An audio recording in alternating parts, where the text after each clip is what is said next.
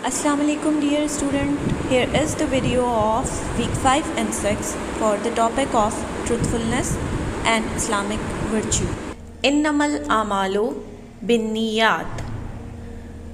Our holy Prophet ﷺ narrated, the reward of deeds depends upon the intentions, and everyone will get the reward according to what he has intended.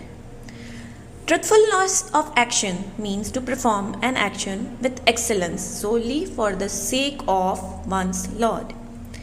Truthfulness can also be judged with actions and intentions, that is, what we do and what we think. Honesty is truthfulness. An honest person has the habit of making accurate, trustworthy statements about life. An honest person represents himself just as he is and tells others the truth about themselves. Honesty is not expressing everything that goes through your mind. That is transparency, and a person can be honest without being transparent. However, no one can be consistently honest without a commitment to the truth. Honesty will at times hurt someone's feelings, but does not mean that dishonesty is preferable. So we can say that the greatest truth is honesty and the greatest falsehood is dishonesty.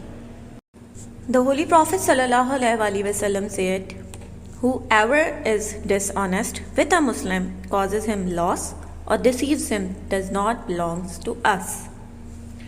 This is about the truthfulness of action.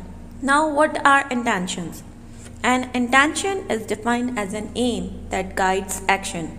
For example, if you go to visit your friend, you may have intended to visit them to cheer them, to talk to them about a problem you have, to play with them, or to pray salah.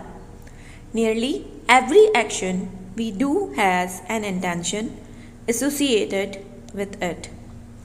How does Allah subhanahu wa ta'ala know our intentions? Certainly, Allah does not look at your shapes or wealth, but He only looks at your heart and deeds. Stealing is another action of falsehood, whether conducted by intentions or unintentionally.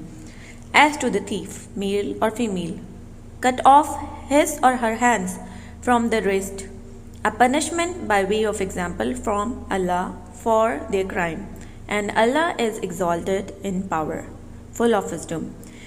Stealing from the spoils of war. There was a man who looked after the family and the belonging of the Prophet Muhammad ﷺ, and he was called Kirkira. The man died, and Allah's Messenger, peace be upon him, said, the people in the hell went to look at him and found in his place a clock he had stolen from the war booty. Now students, it's time for your homework, and your homework is mentioned here. Kindly do homework of week 5 and 6 in your copies. Thank you so much, and Allah Hafiz.